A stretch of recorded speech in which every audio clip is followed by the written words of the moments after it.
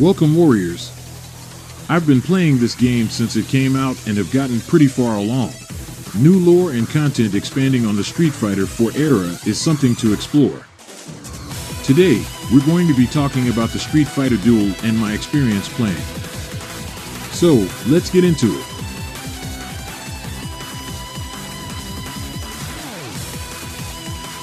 I think it sounds like a dream game to combine the legendary Street Fighter fighting game series with RPG aspects, but sadly, Street Fighter Duel's mobile restrictions and heavy gacha elements detract from the entire experience.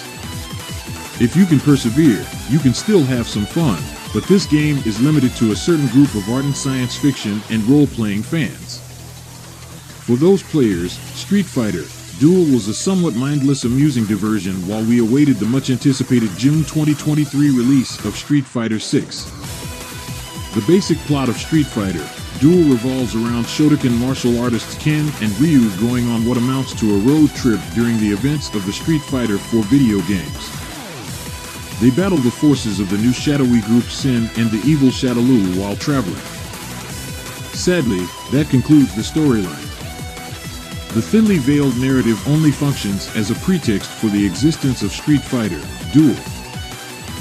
In contrast, it makes even the standard SF fighting game story modes feel like winners. Any true understanding of the characters and their personalities. Aside from the infrequent speech snippets that appear during the game's sparse story scenes and the character profiles that you can obtain as you level up, comes from your acquaintance with them from other games. It's a shame for series fans, as the Street Fighter cast is a colorfully eccentric and overall likable bunch. Ken or Ryu must be selected as the first character when you launch Street Fighter Duel. But the SF showrunners are by no means the only ones who can create playable characters. In Street Fighter Duel, the primary attraction lies in gathering and assembling different world warriors to engage in combat as a four-person team consisting of 3 active fighters and 1 reserve party member who may be called into battle. These characters are classified as follows. Grade C are the game's original characters. Grade B are more advanced SF characters like Sakura or Ibuki. And Grade A are the rarest SF series characters like Chun-Li or Dhalsim. Characters in Grade C and B are, of course, easier to pull than those in Grades A.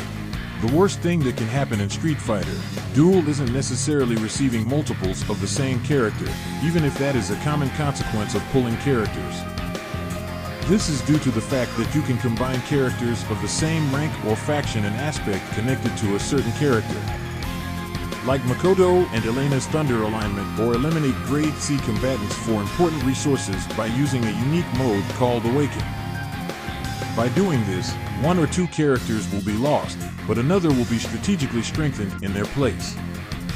Characters can have their grades raised even further by awakening them. Grade B fighters can often rise to Grade S+, while you can often strengthen Grade A fighters above that threshold to the highly vaunted Grade SSS.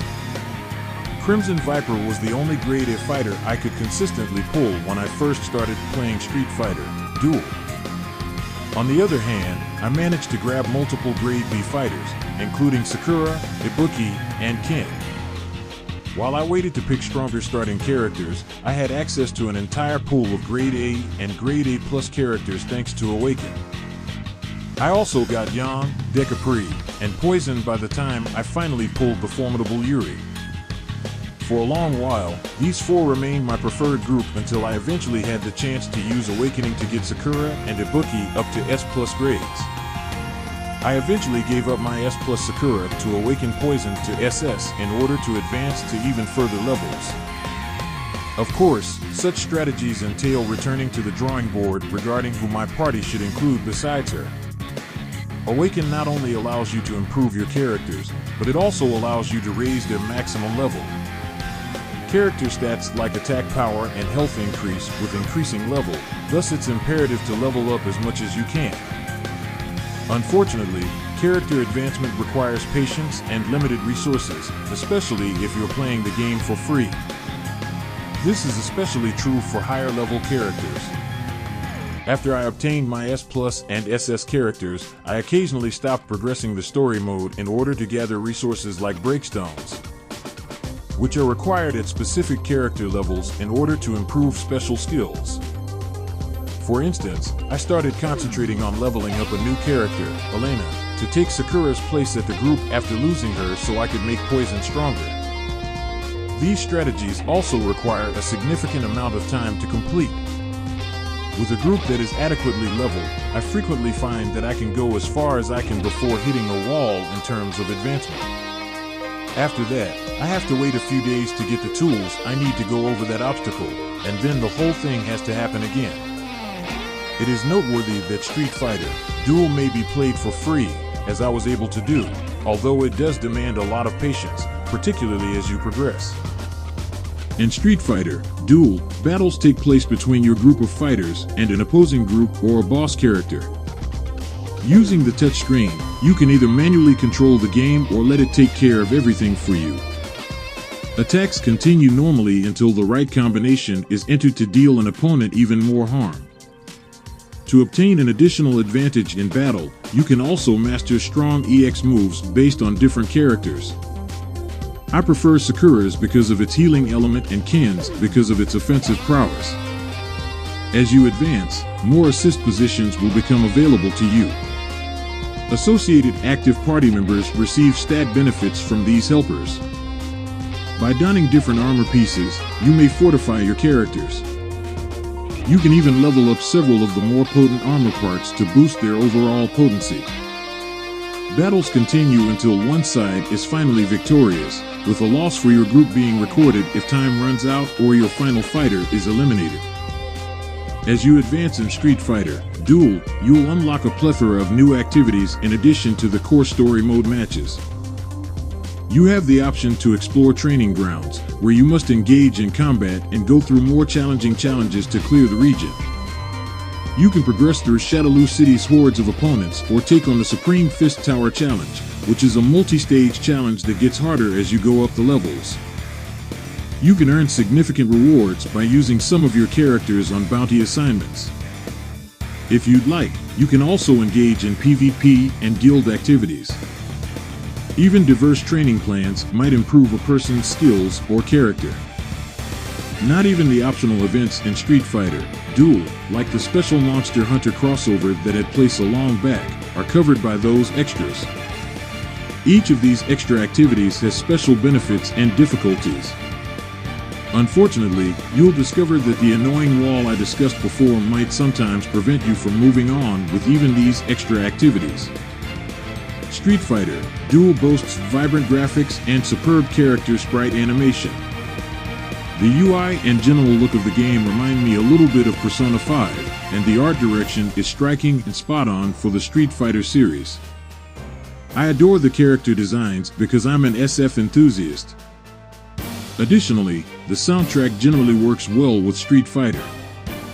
There are references to Street Fighter 5 and 4 in it. The fact that Yoko Shimomura contributed to parts of the tunes, including the excellent Shadaloo campaign, will definitely be appreciated by fans of RPG music. I particularly adore the voice-acted conversation snippets that are played throughout fight scenes. Oddly, when I play, the music and sound effects occasionally stop. Though some parts, like the one where Guile and Abel depict defending townspeople in need, are unintentionally funny, the screenplay itself has a respectable translation for what it is. The hidden bios that you can access by obtaining and raising characters to higher rankings are quite appealing to me. Verdict: the advantages of this game include the ability to build and manage your own squad of Street Fighter World Warriors, a ton of extra activities beyond the main story mode, excellent graphics and soundtrack, and the ability to recommend which Capcom series they should work on next. The relatively non-existent story, occasional cuts to the music and sound effects, and the need for patience to truly play for free are the series' drawbacks. In summary, Street Fighter Duel is a passable mobile role-playing game that may be used to pass the time in short spurts, but it never quite lives up to the legendary status of the fighting game series it is based on. As a devoted fan of Street Fighter and RPGs in general, I wouldn't be lying if I said that Street Fighter Duel wasn't a decent game by mobile gacha RPG standards. As a devoted fan of Street Fighter and RPGs in general, I wouldn't be lying if I said that Street Fighter Duel wasn't a decent game by mobile gacha RPG standards. However, I really wish it had been that much better. One advantage is that you can play the game for free if you want, but it will take some perseverance. Even yet, I enjoy playing Street Fighter Duel for little periods of time, and it keeps me interested in the franchise while we eagerly anticipate the release of its next major fighting game installment. Unfortunately, that's all we can ask of Street Fighter Duel because it is undoubtedly not Street Fighter 6. Until next time, Warriors.